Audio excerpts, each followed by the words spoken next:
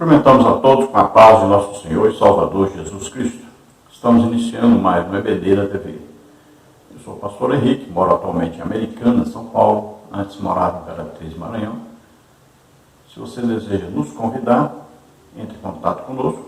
Nosso telefone ainda é o mesmo, telefone 99 DDD do Maranhão e telefone 991520454. Telefone da minha esposa, irmã Édia, telefone aqui de Americana, São Paulo, DDD 19, telefone 98448-2187. Meu e-mail, henriquelhas@hotmail.com. Queremos pedir a você que dê aí um joinha, um like e se inscreva no nosso canal. Assim, todos os vídeos que nós colocarmos no nosso canal você recebe em primeira mão. Também divulgue, passe o link desse vídeo para alguém, passe no grupo, para que outras pessoas também possam assistir. Então, todos nós estaremos aprendendo juntamente a palavra de Deus. Se você deseja nos ajudar, eu já vou completar 6 anos desempregado, então você envie qualquer quantia para uma dessas contas. Aí você vê a conta da Caixa Econômica, você vê a conta do Bradesco e aqui Banco Brasil. Banco Brasil, o nome da minha esposa é Edna Maria Cruz Silva. Você vê o nosso Pix, 331-957-81620, que é o meu CPF também, essa conta de Bradesco em Imperatriz, Maranhão.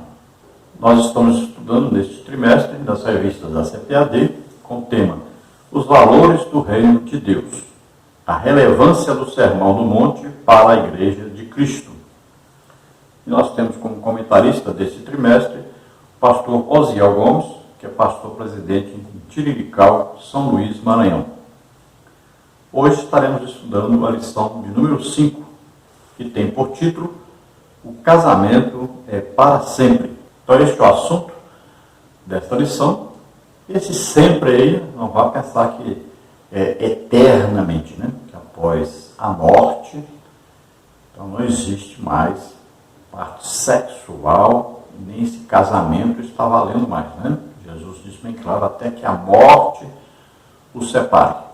Então, a partir daí acabou o casamento. E Paulo diz que o marido está unido à sua esposa, então, até que um dos dois venha então a falecer. Então, a morte é o final do casamento.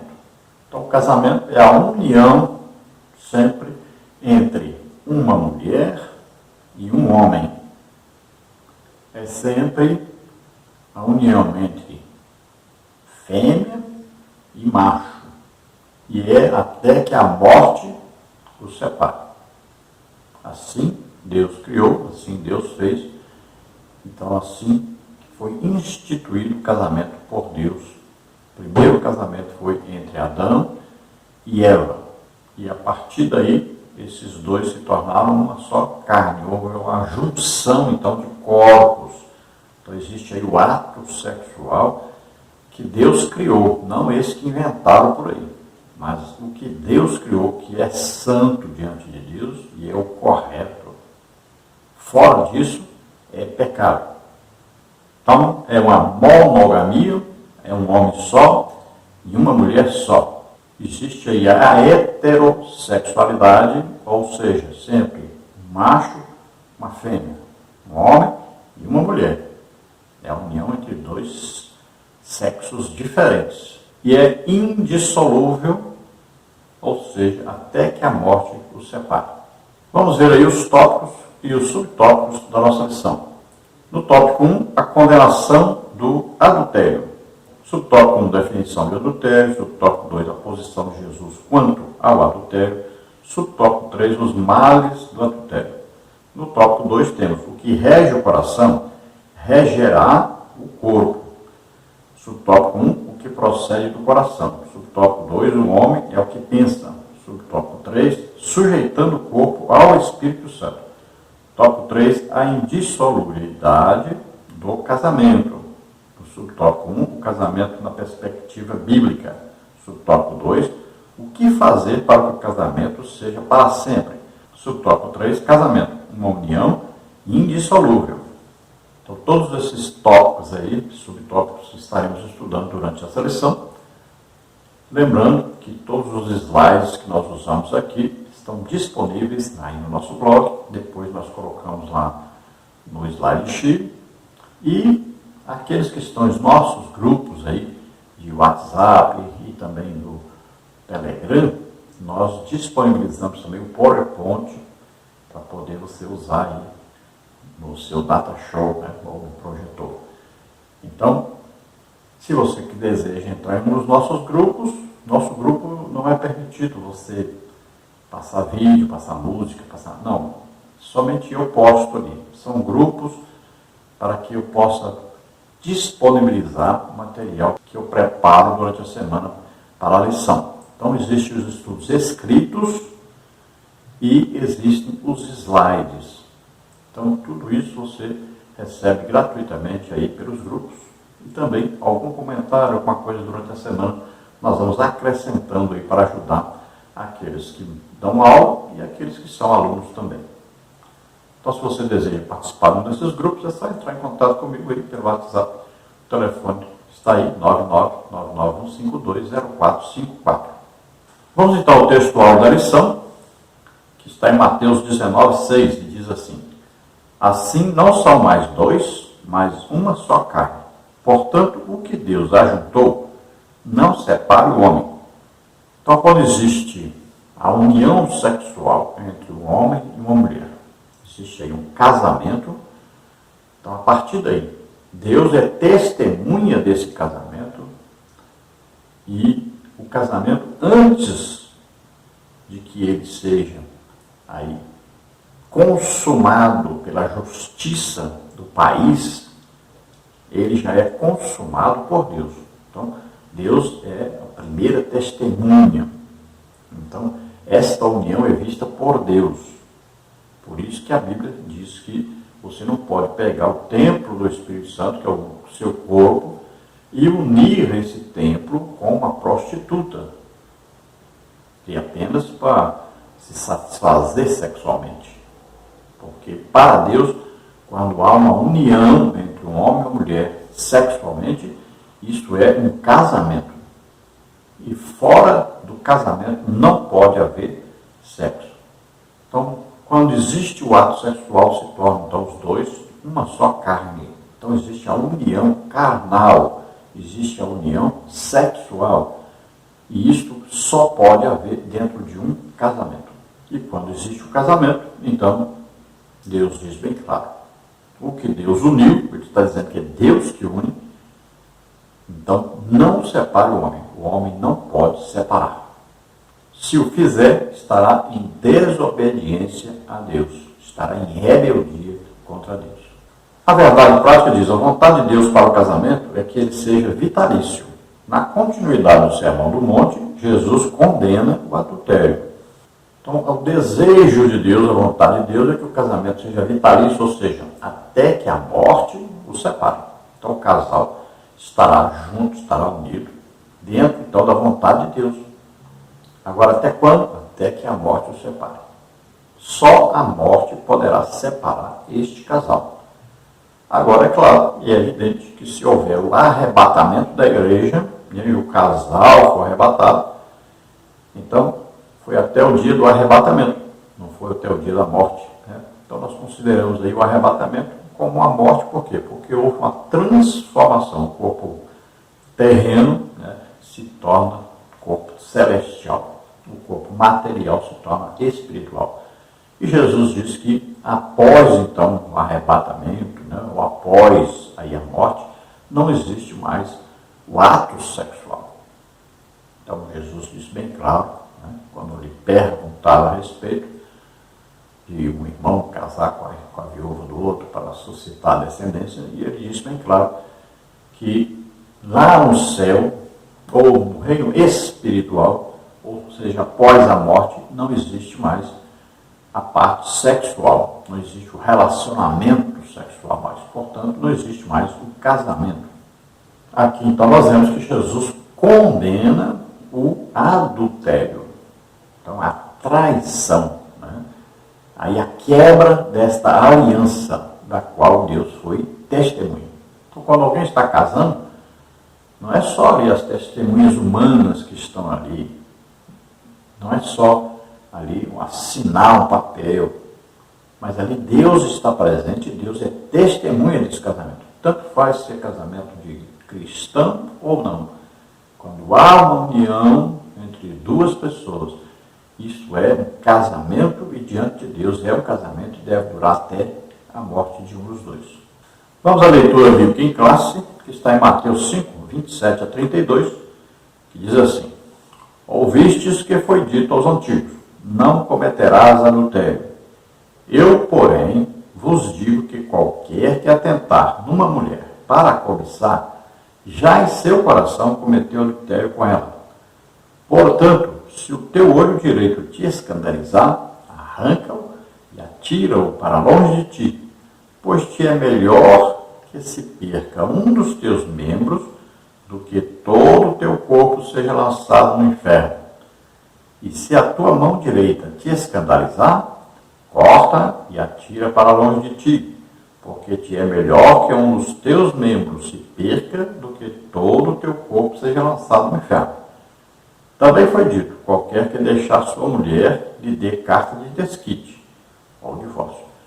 Eu, porém, vos digo que qualquer que repudiar sua mulher, a não ser por causa de prostituição, faz que ela cometa adultério. E qualquer que casar com a repudiada, comete adultério. Então, quando Jesus diz ouviste que foi dito aos antigos, está se referindo, então, à lei dada por Deus a Moisés.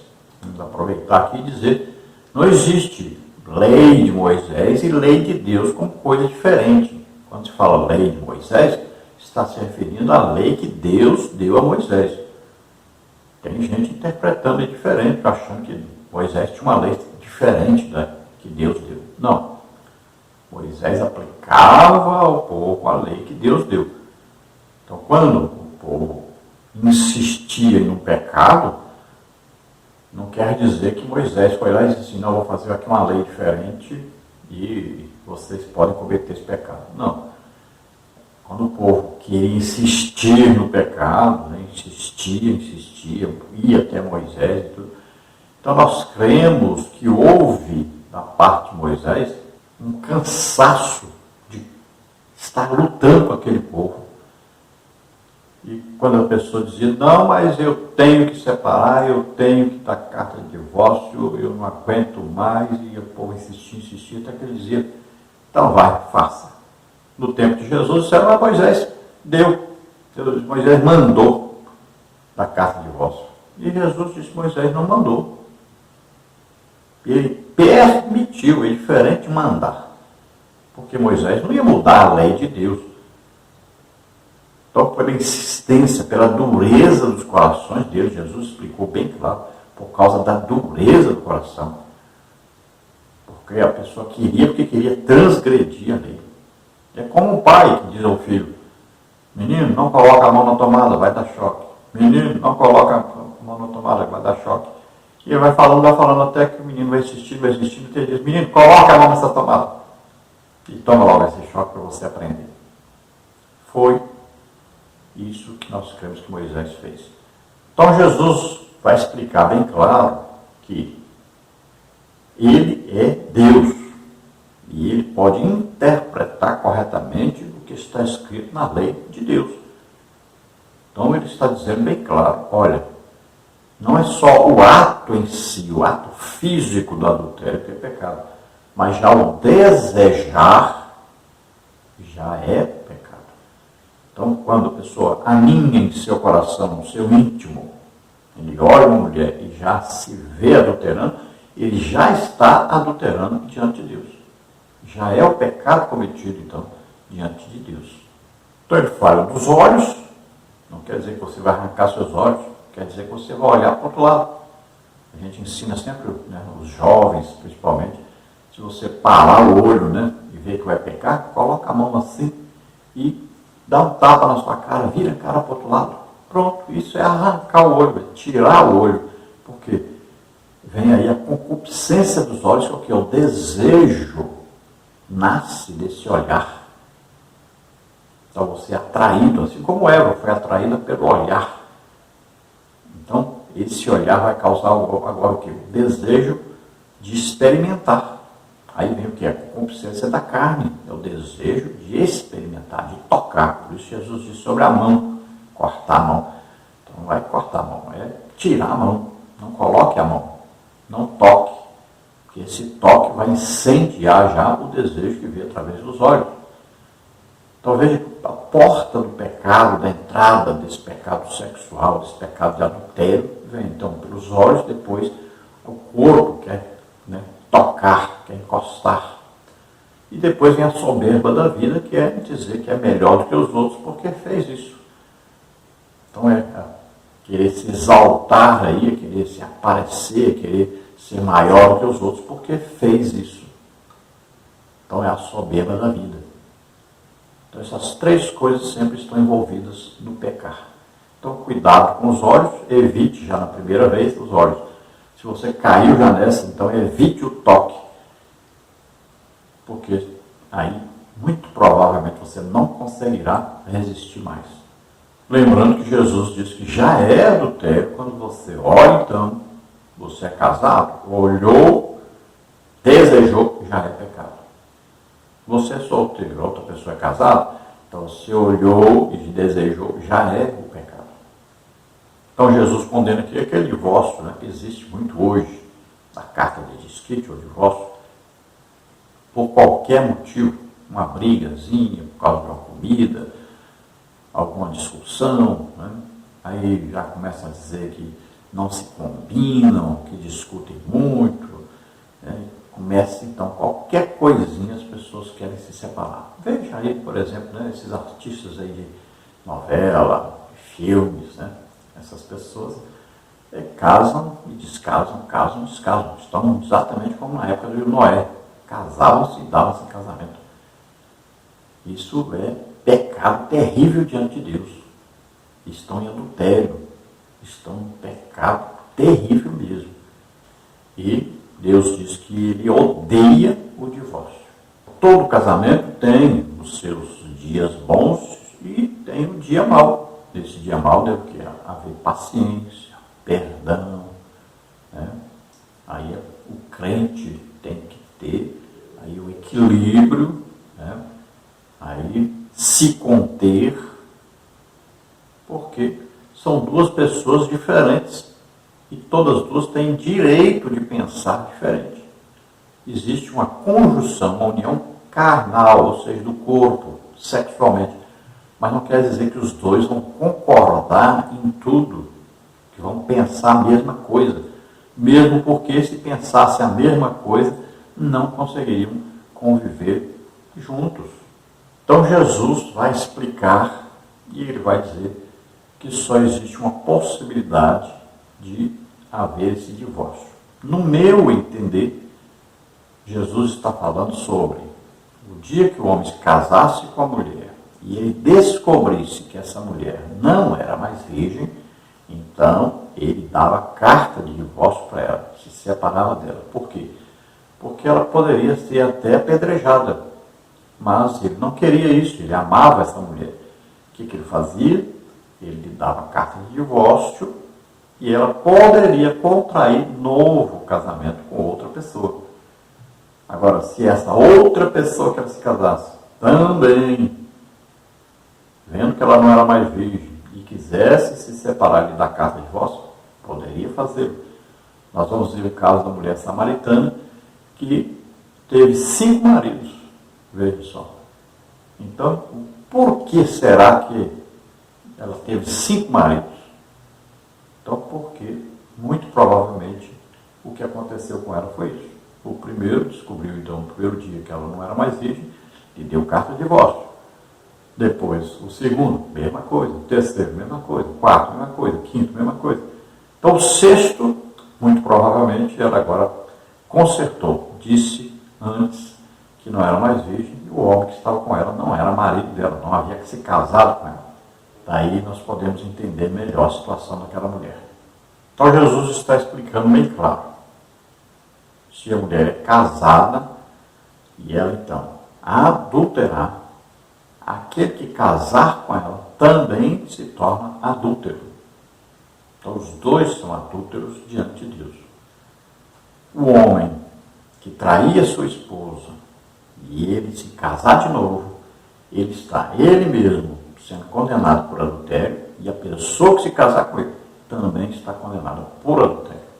Vamos à introdução da lição que diz: no Sermão do Monte, em que Jesus evidencia a justiça e o caráter do discípulo, acima da postura dos escribas e fariseus, a preservação do casamento foi muito bem destacada. Ao evocar o 7º mandamento, não adulterarás, como está em Êxodo 20:14, a intenção do mestre é colocar o casamento no seu devido lugar, como foi designado pelo próprio Deus, em Gênesis 2:24. Na continuidade do seu ensino, Jesus expressa que tudo começa no coração. Assim cai por terra as teorias quanto ao divórcio, as evasivas criadas por aqueles que pensam em se separar de seu cônjuge, visto que os que realmente são dominados pelos valores ensinados por Cristo procuram em tudo a preservação da pureza da vida conjugal, como está em Hebreus 13:4. E do verdadeiro lar cristão. Em Mateus 5:27-32, Jesus esclarece que não há espaço para uma moral dupla, como deseja uma sociedade degenerada. Então Jesus, no Sermão do Monte, fala bem claro a respeito, então, do 7º mandamento, não adulterarás. E veja que dentre os mandamentos existe também não cobiçarás, não desejarás a mulher do próximo, as coisas do próximo. Essa cobiça. Né? Então, esse desejar a mulher do próximo já é um adultério. Então, veja só, diante do ensino de Jesus Cristo, ele está explicando que não é só a união dos dois corpos fora do casamento, mas também o desejar sexualmente alguém fora do casamento. Já é, então, um adultério. Então, existe uma condenação para isso. E nós temos que tomar todo o cuidado e manter o nosso coração puro. E para isso nós devemos conservar o nosso casamento. Estarmos sempre em união, em amor ao nosso cônjuge. Devemos aí fazer de tudo, nos esforçarmos, e quanto mais necessário, mais esforço haverá. Porque nós temos que estar sempre unidos ao nosso cônjuge e nunca nem pensar, mas nem imaginar, nem arquitetar no coração uma separação. Temos que evitar a todo custo, porque isso vai ofender ao próprio Deus. Ele criou o casamento, ele testemunha desse casamento.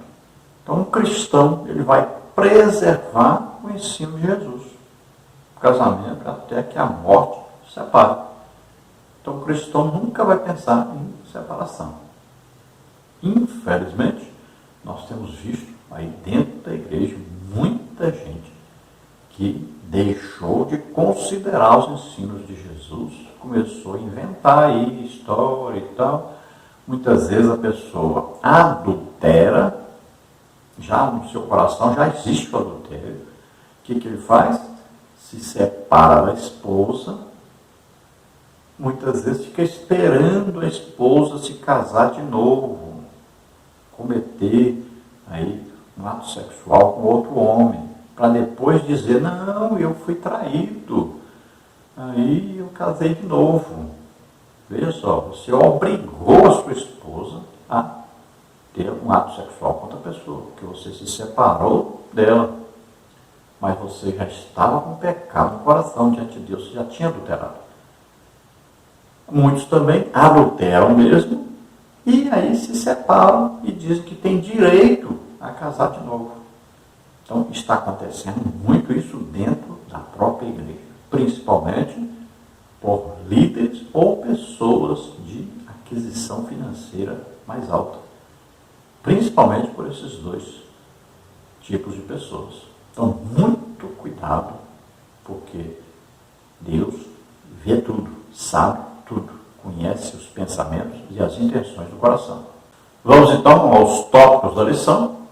Você vê o resumo dos tópicos. No tópico 1 nós vamos ver a condenação do adultério, definição de adultério, a posição de Jesus quanto ao adultério e os males do adultério. No tópico 2 nós vamos ver o que rege o coração, regerá o corpo. Então o que procede do coração, o homem é o que pensa, sujeitando o corpo ao Espírito Santo. No tópico 3, a indissolubilidade do casamento. O casamento na perspectiva bíblica, o que fazer para que o casamento seja para sempre. Casamento é uma união indissolúvel. Então no tópico 1 aí a condenação do adultério, subtópico 1, definição de adultério. No grego temos o verbo mosheo, cometer adultério, ser um adúltero, ter relação ilícita com a mulher de outro. Da mulher, permitir adultério, ser devassa. Biblicamente, o adultério é definido como uma relação sexual que um homem casado tem com uma mulher que não é a sua esposa, ou vice-versa. A idolatria era chamada figuradamente de adultério, como está em Jeremias 3, 8, 9 e Ezequiel 23, 37. Jamais se deve pensar que as ordens divinas em relação ao adultério fossem pesadas demais. Na verdade, por meio dessas prescrições da lei, o que se colimava era preservar o casamento, a fidelidade conjugal, a família. O mandamento não adulterarás trata-se de um dique que preserva a fidelidade conjugal e a família, a célula máter da sociedade. O adultério deve ser evitado a todo custo, pois suas consequências são devastadoras. Além de ser pecado, fere a santidade de Deus. Então, o adultério é uma relação sexual de alguém que é casado e mantém relação sexual com outra pessoa fora do casamento. Ou a pessoa solteira que tem relação sexual com a pessoa que é casada. Então, aí se caracteriza o adultério, a traição, a quebra da aliança feita diante de Deus, de união entre esses duas pessoas que são casadas. Então, a quebra de aliança, tanto é com Deus, em primeiro lugar, quanto com a pessoa que é o cônjuge, né, com quem se está casado. Então, se quebrou aí duas alianças. É por isso que o símbolo do casamento é uma aliança, né? Essa aliança que se usa.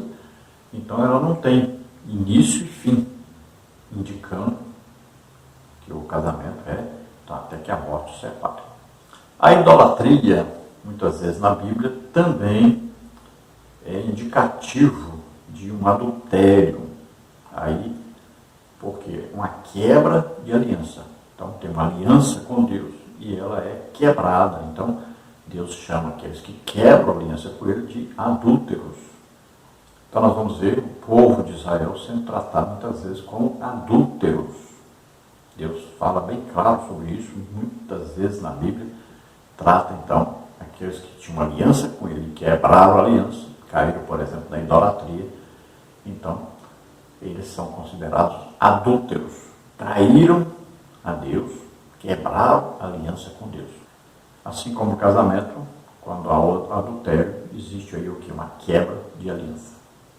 Então, quando Deus cria a lei dizendo sobre o adultério e sobre aí o desejar, né, a mulher do próximo, então ele está criando uma norma para preservar o casamento, preservar a família, preservar uma nação. Então veja que uma quebra de aliança, um divórcio, aí pode destruir totalmente uma família, muitas vezes destrói uma fortuna construída e atinge toda uma sociedade. Imagine, uma empresa, por exemplo, que quebra devido a uma separação do casal, aí um divórcio, aí, olha aí, os funcionários, todas as famílias dos funcionários vão ter um prejuízo grande. Veja só, por causa de uma separação, pode toda uma família, toda uma empresa, todo um futuro bem construído, que estava tudo aí programado, bem fundamentado, bem construído, tudo isso pode ir por água abaixo, pode se acabar de repente. E é o que acontece na maioria das vezes. Os filhos, muitas vezes, né, se tornam pessoas aí com problemas, principalmente de ansiedade, depressão, síndrome do pânico. Existe muito isso em famílias de pais separados. Problemas vários acontecem e mortes acontecem devido a uma separação de um casal. É coisa seríssima isso. Então, o adultério deve ser evitado a todo custo. Então, deve haver esforço realmente. E na primeira expectativa, no primeiro olhar, na primeira intenção, já corta logo, para, foge disso, tira isso da sua cabeça imediatamente, porque isso pode destruir uma família e toda uma sociedade dependente dessa família. Cuidado com isso. Subtópico 2, nós temos a posição de Jesus quanto ao adultério. Para Jesus, a gênese do adultério está no coração, começando com um olhar cobiçoso e pensamentos impuros que levam à prática sexual ilícita. O posicionamento do mestre vai além de tudo o que, no Antigo Testamento, era permitido ao homem, divorciar-se de sua mulher, Deuteronômio 24, 1. Cristo vai ao cerne da questão e fala de um coração profano e contaminado, capaz de olhar cobiçosamente para uma mulher e, sem motivo, conceder carta de divórcio à esposa. No seu sermão, Jesus evidencia a importância de homens e mulheres absterem-se de pensamentos impuros, tanto fora como dentro do casamento, pois é dessa forma que se consegue manter a pureza em 3 níveis: sexual, moral e social. Precisamos ter a consciência de que, perante Deus, como bem expressou Cristo, uma intenção errada é tão pecaminosa quanto um ato. Por isso, devemos sempre buscar pensamentos puros e bons. Então, Jesus, ele diz bem claro, começa aí com um olhar, né? Aí vem um desejo. Então, tem que tomar muito cuidado com isso. Tem que parar aí. Como nós explicamos, olha, existe aí como é que Satanás consegue aí tentar as pessoas, como é que ele consegue levar a pessoa, por exemplo, a um adultério. Então, ele vai ver isso, ele vê, ele percebe quando a pessoa está olhando para outra, né? E ele vai ajudar isso, vai botar fogo nisso, né? Esse parar o olhar e ficar olhando já é um indicativo. Então, veja só, ele procura uma brecha, ele procura uma oportunidade para destruir um casamento. Então, ele vai ver o homem parar o olhar, ficar olhando, né? Aí, uma mulher parar o olhar, ficar olhando o homem. Então, ele vai ver já isso e vai prestar atenção e vai ajudar, é como se fosse assoprar o fogo. Então, esse olhar aí é a primeira coisa, é a primeira porta de entrada para o adultério. E Jesus disse, então, aquele que olhar, já com a intenção, já está cometendo o adultério. Então, desvie o olhar, tem que ser desviado imediatamente. Veja que o comentarista que diz que o Antigo Testamento permite o divórcio. Não existe isso na Bíblia. O que é ensinado em Deuteronômio, capítulo 24, versículo 1, é quando o homem se casava com a mulher e ele via coisa feia. O que significa isso? Pode significar 2 coisas. Descobria que ela não era mais virgem, então ele poderia imediatamente lhe dar uma carta de divórcio. Ou, quem sabe, a mulher tinha um defeito físico grave, né? E ele não sabia. Então, também ele tinha o direito, então, de se divorciar. Aqui não está falando que Deus está permitindo divórcio, está incentivando divórcio, ou que Moisés permitiu divórcio. Não é isso o ensino aqui. Não existe esse ensino na Bíblia. Então, Deus está dando aqui uma norma. Olha, se acontecer isso, o homem lhe deu uma carta de divórcio, e ela se casar de novo, se esse marido com que ela se casou morrer, ela não pode voltar para aquele primeiro que a dispensou, que ela lhe deu carta de divórcio. Isso, por que Deus está fazendo isso? Porque o homem vai pensar 2 vezes se ele ama a mulher e ele está lhe dando uma carta de divórcio. Então, ele tem que pensar, olha, se ela casar com outro, ela não volta mais a ser minha esposa. Então, é melhor eu perdoar, não fazer caso disso e ficar com ela. Então, é por isso que Deus está dizendo isso. Para o homem pensar aí pelo menos umas 10.000 vezes antes de dar uma carta de divórcio. Então, tomemos cuidado. Que a pessoa fala, não, no Antigo Testamento era permitido dar carta de divórcio. Cuidado, que a pessoa já pensa logo, então existe a permissão. Não, não é isso que está lá dito. Então era nesse caso. Veja bem, se você procurar entender, você vai entender.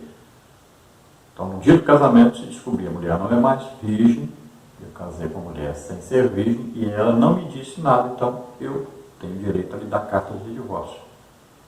Ou, às vezes, um defeito físico que ela escondeu e, de repente, no primeiro dia, o homem descobre isso, ele poderia lhe dar carta de divórcio. Então, devemos entender claramente, não existe para Deus um casamento normal entre duas pessoas e, de repente, um resolve dar carta de divórcio e mandar embora a mulher. Não, isso não é permitido. Casou é até que a morte o separe. Então, é muito importante evitar esse olhar, que é a primeira porta de entrada do pecado. Aí já é, Jesus já disse que aí já é o pecado de adultério. E, para não haver a continuação desse pecado, evitar ao máximo o toque, o encostar no outro. Porque aí vai ficar quase que impossível evitar o ato sexual. E aí, trazer consequências mais trágicas, porque já houve o pecado só no olhar, na intenção. Imagine agora haver a união sexual desses dois.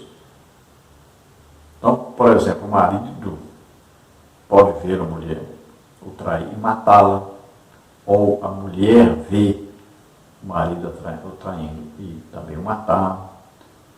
Pode acontecer dos filhos verem, pode acontecer de alguém ver, tirar uma foto.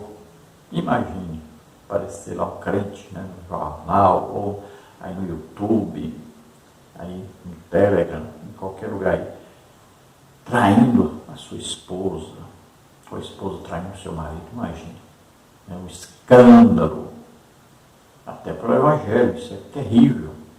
Quantos líderes colocaram várias ovelhas nessa situação, se desviaram até do Evangelho por causa de um adultério. Então a coisa é muito séria. Então, para se manter a pureza sexual, moral, social, deve-se evitar ao máximo, então, cair nessa armadilha, desse pecado terrível que é o adultério. Então, para isso, devemos ler a Bíblia e desejar sempre as coisas que são de cima, as coisas espirituais. Procurar sempre ter pensamentos puros, pensamentos bons. Então, evite filmes pornográficos, novelas, evite tudo que possa fazer você ter intenções impuras, desejos impuros.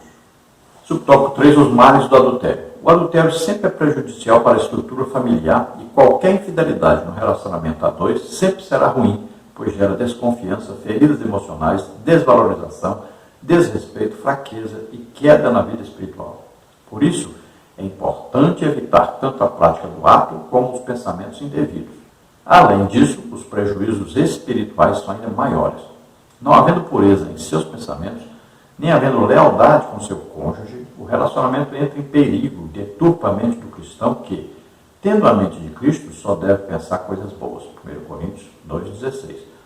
O adultério deve ser evitado a todo custo, pois suas consequências são devastadoras. Além de ser pecado, fere a santidade de Deus. Provérbios 5, 3-8. Então veja que o adultério sempre é prejudicial, tanto dentro da família quanto na sociedade que se vive. Pode haver aí uma desavença geral, um prejuízo geral, pode haver também a parte financeira, uma quebradeira geral, devido a um adultério. Então é um perigo real e muito sério que se deve prestar atenção. Também a vida com Deus, a intimidade com Deus, a união com Deus, a vida espiritual é totalmente prejudicada devido a esse pecado. Veja que vai haver sempre o quê? Uma acusação. E muitas vezes a pessoa acabou adulterando e desmanchando então seu casamento casando-se com a outra pessoa e vai viver o resto da vida com essa acusação de adultério na cabeça. E aí a sua comunhão com Deus, o seu trabalho para Deus vai ser sempre prejudicado devido a isso. Vai haver sempre uma barreira a partir daí. No tópico 2 nós temos aí o que rege o coração, regerá o corpo. Subtópico 1, que procede do coração. O pecado não está restrito apenas ao ato, mas também aos pensamentos impuros, malignos, cuja fonte é o coração. Mateus 15, 19. Do hebraico coração, labab, fala do homem interior, mente, vontade, alma, inteligência. Trata-se do lugar dos desejos, das emoções e paixões. No seu aspecto figurativo, o coração refere-se ao caráter moral. Um cristão que tem um coração transformado tem um viver totalmente diferente, visto que seu coração é regido pela palavra. Colossenses 3,16. Então Jesus fala que aquilo que procede do coração, ou seja, a intenção, o desejo, né, que aí está se referindo que a alma tem um poder de decisão. Veja só, é a alma que vai decidir o que fazer, como agir. É a alma que vai dar vazão ao pecado. Por isso que a Bíblia diz o quê? A alma que pecar, esta morrerá. Esse morrer aí tem aspecto, né, com Deus, do espiritual, tem aspecto da alma, né? Aí vem a tristeza, a angústia, né? A ansiedade, depressão e tudo mais. A alma. E vem aí também o quê? O corpo, que é condenado devido ao pecado também.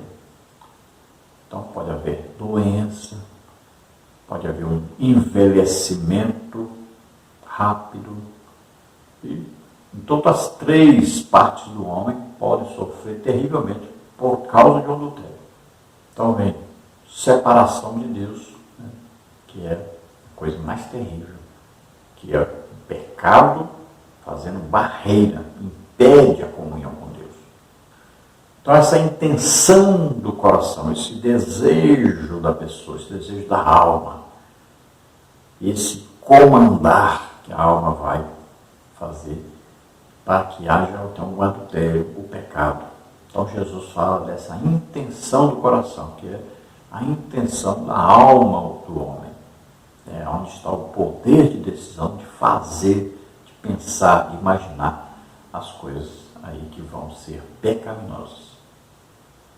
Então o que fazer? A alma deve ser sempre alimentada, controlada pelo ler, estudar a palavra de Deus. Subtópico 2, o homem é o que pensa. É sabido por todos que o homem é o que ele pensa ou sente.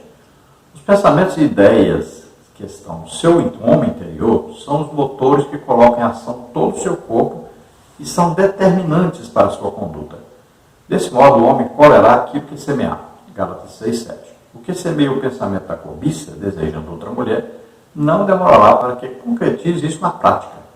A cobiça é algo que começa no coração, é como uma pequena semente plantada que vai gerar o fruto do pecado. Cada um é engodado por sua própria cobiça, a qual dará luz ao pecado, que sendo consumado, leva à morte. Tiago 1, 14 e 15. Então veja que tudo tem a ver o quê? Com a tentação, né? E nós explicamos aí, a concupiscência dos olhos, concupiscência da carne, soberba da vida. Sempre essas três coisas estarão aí para fazer com que o crente, né, com que qualquer pessoa seja derrubada, seja vencida pelo pecado.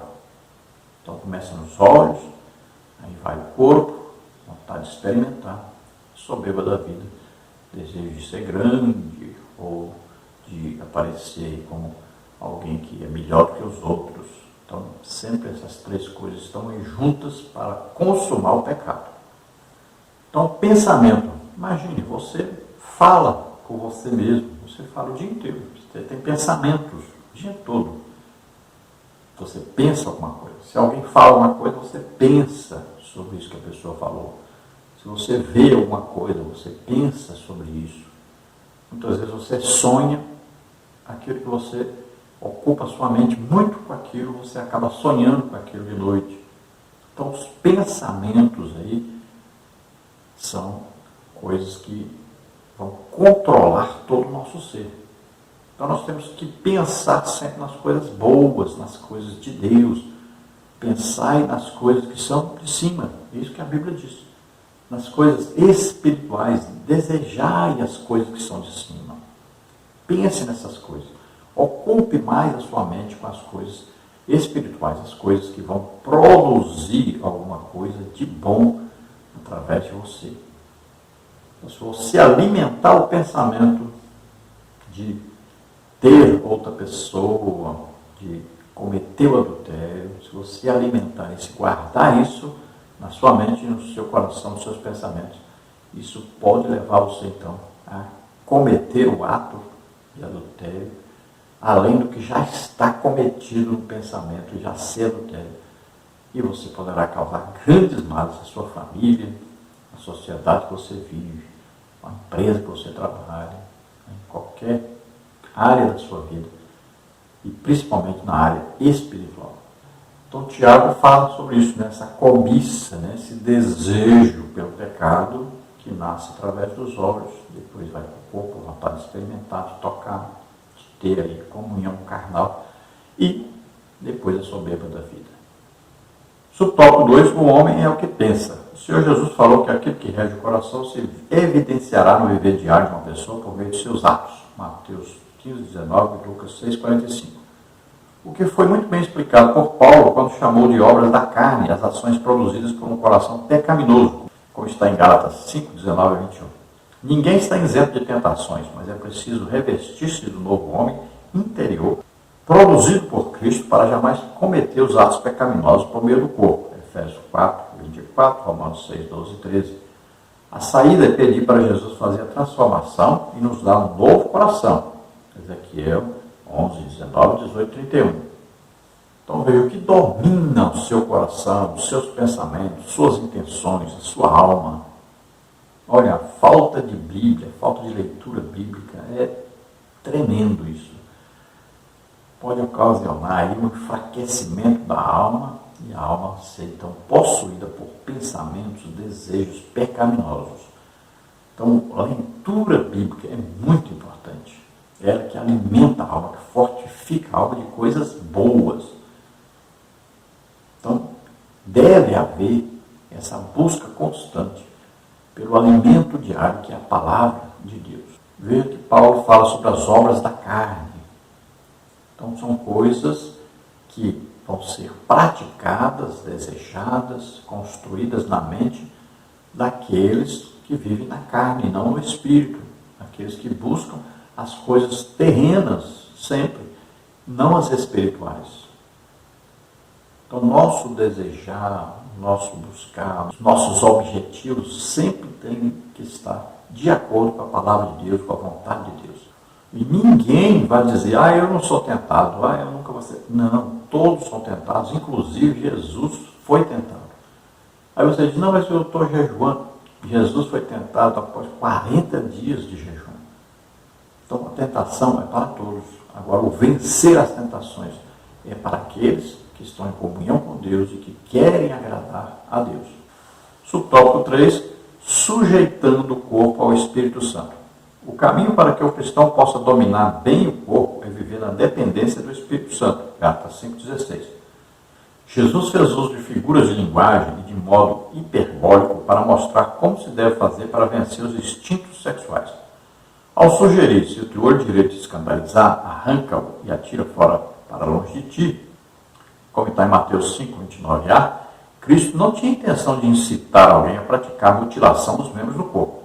O uso aqui é totalmente metafórico, dando ênfase de como o cristão pode crucificar a carne com suas paixões e sujeitar o seu corpo ao espírito, para que não seja instrumento do pecado. Gálatas 5, 24, Tito 3, 3 a 5.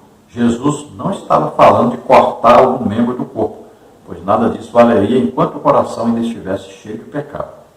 Um coração transformado pelo poder de Cristo mostrará atitudes de sacrifício que visam glorificar a Deus. Romanos 12, 1, 1 Coríntios 6, 20. Então, olha aí, é o viver na dependência, na comunhão com o Espírito Santo. Isso é que vai dar força ao cristão, além de estar sempre lendo a palavra de Deus, alimentando a alma com a palavra de Deus, essa comunhão com o Espírito Santo vai dar ao crente sempre aquele desejo de agradar a Deus, de crescer espiritualmente, né, de crescer na graça, no conhecimento de Deus. Vai dar ao crente aquele desejo de ser usado pelo Espírito Santo na obra de Deus. O Espírito Santo, olha bem, é santo.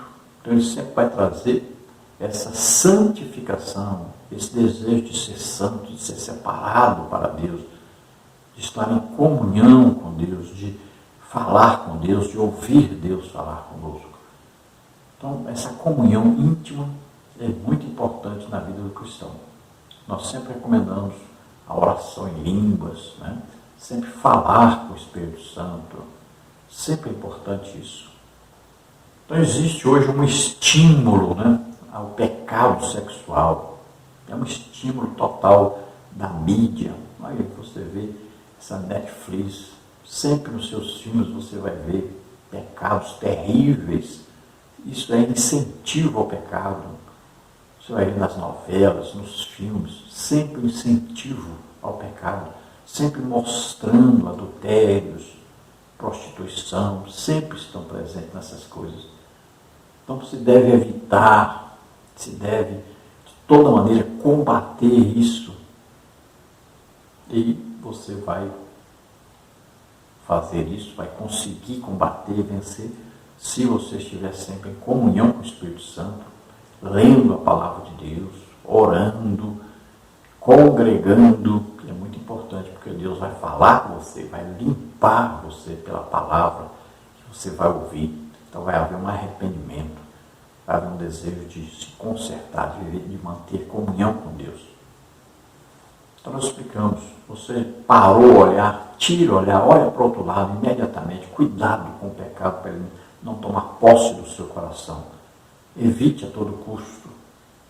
E se você já caiu nessa primeira fase de olhar, cuidado com a segunda fase, que vai ser o tocar, vai ser o encostar. Então cuidado com isso. Evite a todo custo, vença o pecado. Então clame a Deus, busque a Deus, peça ajuda ao Espírito Santo e vai te ajudar. Lembrando mais uma vez, todos os slides usados aqui nesses vídeos estão no nosso blog e para quem está nos nossos grupos, nós passamos o PowerPoint aí. Para você entrar no grupo, apenas passe aí pelo nosso telefone um pedido para entrar no grupo. Telefone 99951520454. Nós colocaremos assim nos nossos grupos e passaremos aí a lição escrita, bastante comentários, também os slides em PowerPoint para você.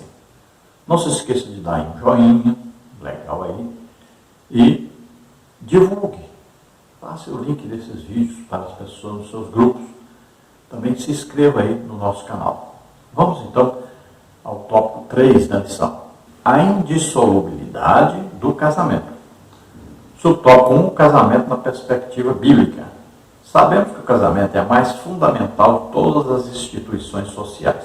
Gênesis 1, 28, 2, 24.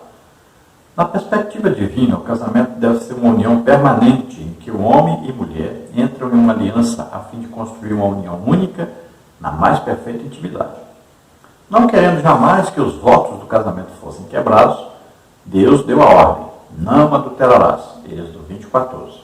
A singularidade dessa maravilhosa união foi destacada por Cristo quando falou do vínculo conjugal, expressando que não são mais dois, mas uma só carne. Mateus 19:6. Paulo via essa união de maneira tão cândida que comparou o amor de Cristo, que se sacrificou pela igreja, ao amor do marido para com a sua esposa. Repetiu isso aí, tem que tirar.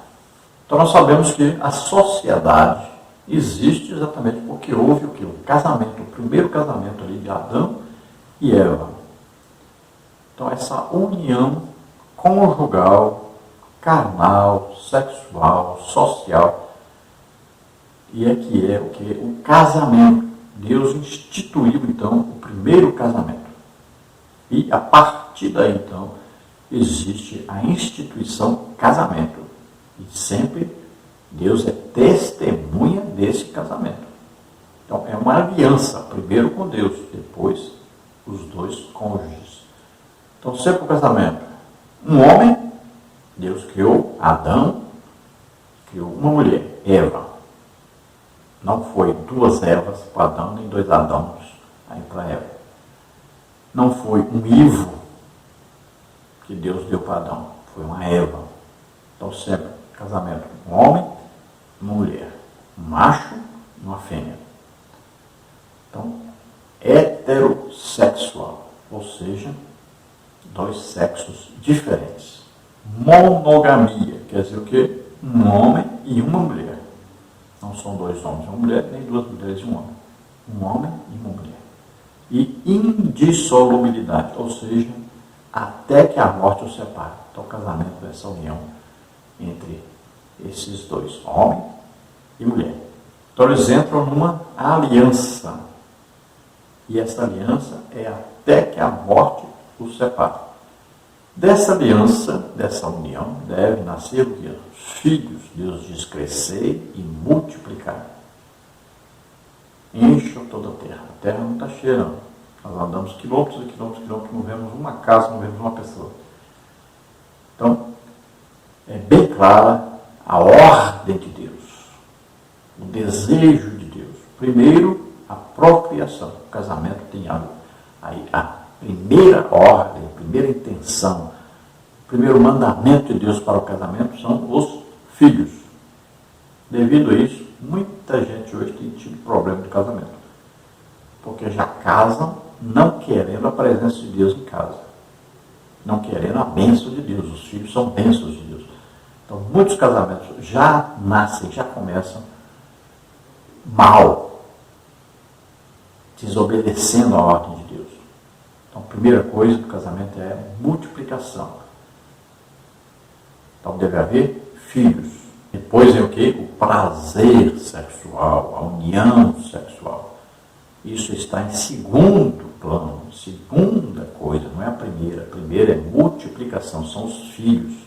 Então, Deus, querendo que nunca houvesse a quebra da aliança do homem com a mulher, ele foi testemunha dessa união, e ele diz: não adulterarás.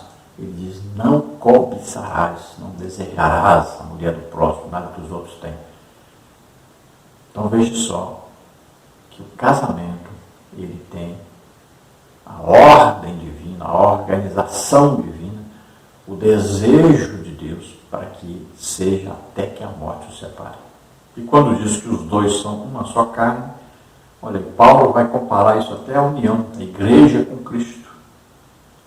Olha, essa união aí não é uma união da igreja com Cristo, é uma união espiritual.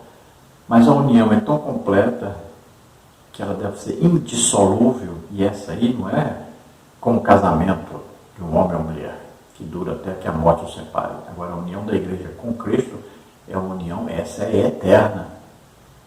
Essa não acaba nunca, essa é para sempre mesmo. A noiva, a igreja, Cristo, o noivo. Existe o casamento quando nós estivermos para sempre com o Senhor. Esse é eterno. Já o casamento de um homem e uma mulher é até que a morte os separe. Então essa união deve ser o quê? Pelo amor. Sempre vai haver o quê? O perdão, né? A bondade, misericórdia, longanimidade. Sempre o fruto do Espírito estará no controle desse casamento. Subtópico 2. O que fazer para que o casamento seja para sempre? Um casal que vive a vida a dois, em amor, irá construir a mais bela e perfeita união, ainda que enfrente lutas e reveses nesta vida. O casamento deve ser construído com base em respeito, amizade, bom tratamento, carinho, dignidade, entre outros. Como bem disse o apóstolo Pedro, 1 de Pedro 3,7, se tudo isso estiver presente no casamento, ele será para sempre. O casal cristão tem conhecimento de que, no aspecto espiritual, ambos são iguais. Gênesis 1:27, Gálatas 3:28, Colossenses 3:10 e 11. E na vida 2 há obrigações distintas e específicas a serem cumpridas. 1 Coríntios 7:3. A união sexual é outro fator preponderante que deve ser levado em consideração no casamento. Então, o casamento, união entre duas pessoas, veja bem, duas pessoas que pensam diferente, duas pessoas que são aí indivíduos. Então, um tem um desejo, às vezes, de ter uma casa, como geralmente uma mulher deseja uma casa. O outro tem, às vezes, um desejo de ter um carro, como um homem, geralmente, sempre tem um carro, sempre tendo que trocar de carro. Então veja, são duas pessoas que têm desejos diferentes, né? São aí corpos físicos diferentes, com necessidades diferentes e muitas vezes, olha aí, as intenções, os desejos são diferentes, então vai haver muitas vezes discussões, né? Vai haver muitas vezes aí um querendo ir para um lado, o outro querendo ir para o outro lado. Então isso é normal no casamento, porque são duas pessoas diferentes. Existe uma união conjugal, aí, uma união de corpos, uma união sexual. Nessa hora os dois são um só. Mas veja só, existem desejos independentes, maneira de pensar diferentes. Então, é complicado? É. Vai precisar de quê? Durante toda a vida do casal, vai precisar haver o quê? Perdão. Vai precisar haver amor. Né? E Paulo dá o segredo para o casamento. A mulher seja submissa ao seu marido, o marido ame a sua esposa. Então, olha só, esse é o segredo para haver o quê? União, para a preservação do casamento. Então, é respeito, amizade, amor, compreensão, né? Carinho, tudo isso deve haver um esforço diário. É um esforço mesmo diário para viverem juntos. E isso trará o quê? Alegria, felicidade, prazer, tanto para o casal como para toda a sua família, toda a sociedade onde eles vivem. Todos querem ver o casal vivendo bem, se comportando bem, produzindo no reino de Deus. E há um crescimento espiritual contínuo sempre para o casal que vive em união, que nunca estão pensando em adultério. Lembrando que a parte sexual do casal é muito importante, influencia muito na comunhão desse casal, e sempre um deve buscar o prazer do outro. Então o homem está buscando o prazer da esposa, a esposa está buscando o prazer do esposo. Sempre deve haver esse objetivo. Não é pensar em si próprio, no seu prazer próprio. Então sempre está pensando no prazer do outro, na completude sexual do outro, no prazer sexual do outro. Então, seguindo aí no subtópico 2, o que fazer para que o casamento seja para sempre, ele deve ser desfrutado pelo homem e pela mulher, casados em uma intimidade mais profunda. O verbo coabitar fala de relação sexual dentro do casamento, Gênesis 4, 25, tratado pela Bíblia como algo digno, Hebreus 13, 4. O casal cristão é consciente de que jamais deve usar o sexo como faz os ímpios, sem amor, carinho, respeito, tão somente para dar vazão às suas lascívias, 1 Tessalonicenses 4, 3 a 7. Portanto, o casal que deseja que seu casamento dure para sempre deve estar em comunhão com Deus e ter uma união marcada pelo amor e uma vida sexual regrada e sadia. Então, falando sempre da santificação, lembrando que nossos corpos são templo do Espírito Santo. Sempre lembrando disso. Então, deve haver uma relação em santidade, assim como Deus criou, não inventando, né? Por exemplo, sexo anal é um pecado terrível, uma abominação diante de Deus. Deus vira a cara por causa de coisa nojenta que ele considera. Então, evite essas coisas. Cuidado com os filmes pornográficos, cuidado com a pornografia na internet. Cuidado com isso, evite a todo custo. Porque você vendo, você vai desejar fazer igual, imitar. Então, cuidado com isso. Evite a todo custo. Porque Deus está vendo. Você não se esconde de Deus quando está fazendo ato sexual com a sua esposa. Então lembre-se disso. Não vale tudo entre quatro paredes. Cuidado, não vale. Então siga a sua vida sexual em santidade, diante de Deus. Imagine, tem milhões de anjos vendo e milhões de demônios também vendo. Cuidado. E o subtópico 3, casamento, uma união indissolúvel. Na discussão de Jesus com os líderes religiosos, Ele destacou os ideais divinos sobre o casamento, isto é, como Deus o havia projetado a fim de que fosse permanente. Marcos 10:9. Há exegetas que gastam tempo e muitas letras para provar que o divórcio era permitido. Buscam elementos históricos nas duas escolas rabínicas de Shammai e Hillel, sendo que a primeira destacava a questão da impureza no aspecto mosaico, a partir do adultério, permitindo a carta de divórcio. A segunda era mais liberal e dizia que qualquer desagrado da parte do marido poderia dissolver o casamento. Contudo, o melhor seria que tais estudiosos gastassem mais tempo para falar do casamento conforme o propósito eterno, atentando para o princípio de tudo. Para Jesus, o casamento é uma união indissolúvel, e por isso deixou claro que quanto ao divórcio, não era um mandamento de Moisés, mas sim uma concessão devido à fraqueza humana por causa do pecado, Mateus 19:8, pelo padrão baixo e desmoralizante em que muitos estavam vivendo. Enquanto a lei permitia o divórcio, Deuteronômio 24:1-3, Jesus salienta que isso significava legalizar o adultério. Sempre é dolorido falar sobre divórcio, visto que já se trata da destruição do casamento. Porém, como servos de Deus, precisamos dizer que a comunidade de salvos, que quer viver o padrão do reino de Deus com suas bem-aventuranças, precisa entender que o ideal divino é a indissolubilidade da vida a dois, tanto física como espiritualmente, seguindo o padrão divino do Éden. Os dois serão uma só carne. Gênesis 2, 23 e 24. Então, hoje, como vários líderes na igreja, e várias pessoas de posses financeiras, pessoas ricas, estão aí querendo imitar o mundo, os atores, as atrizes do mundo que vivem casando, se separando e casando de novo.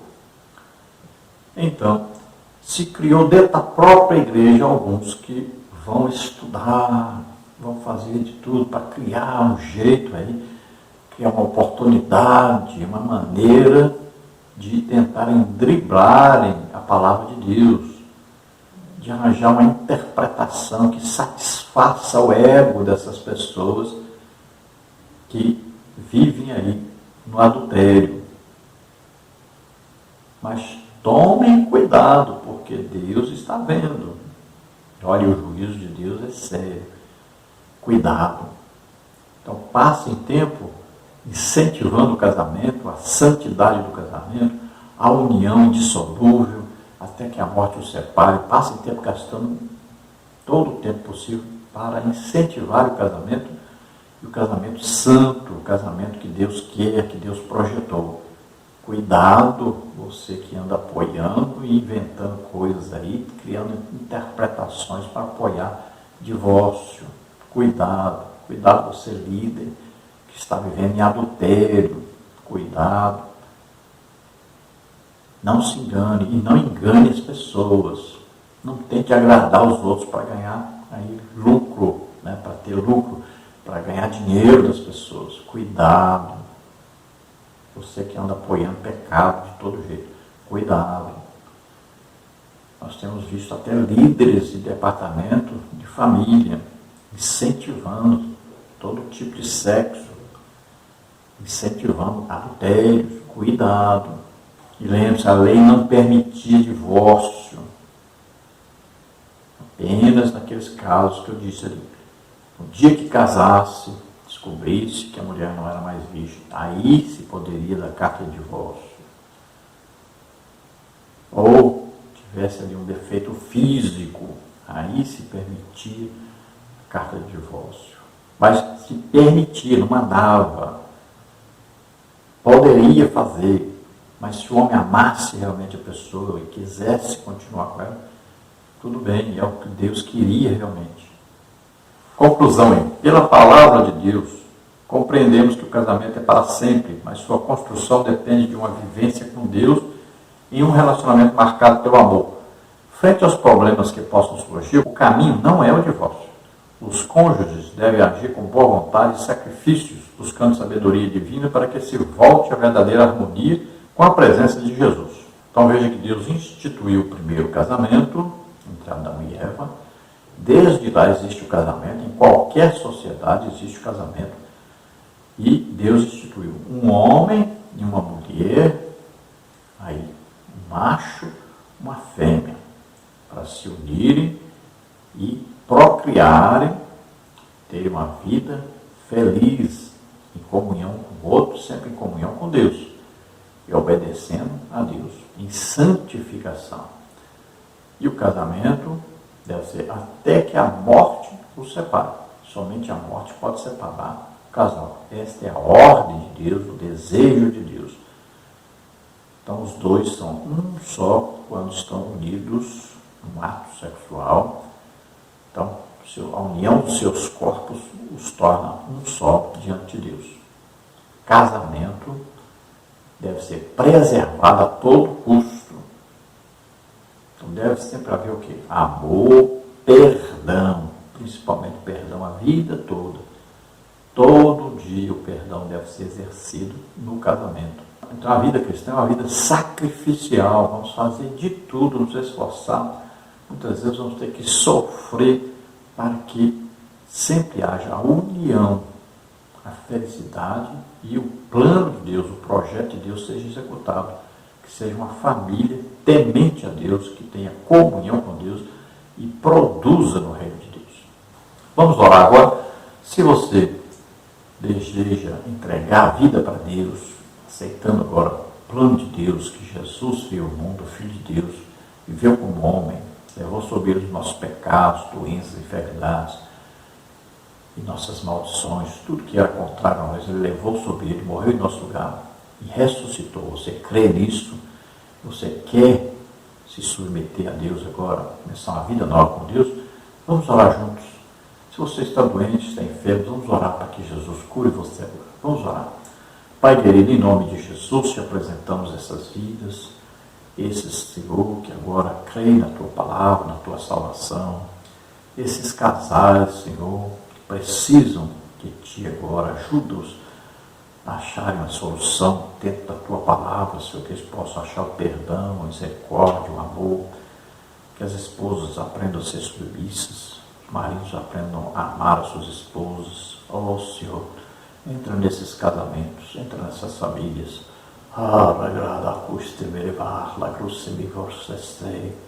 Oh, Senhor, ajuda-os a suportarem, Senhor, as desavenças, os problemas do dia a dia, da vida dois. Fortalece-os, ajuda-os, Senhor, em nome de Jesus. Aqueles que estão doentes, estão enfermos agora, toca neles, dá saúde, Senhor, em nome de Jesus. Oh, Senhor, saúde muitas vezes prejudica o relacionamento. Cura, Senhor, essas vidas agora, toca neles. Solta, em nome de Jesus, toda doença, toda enfermidade, toca, Senhor, dá saúde a eles, em nome de Jesus. Amém? Glória a Deus.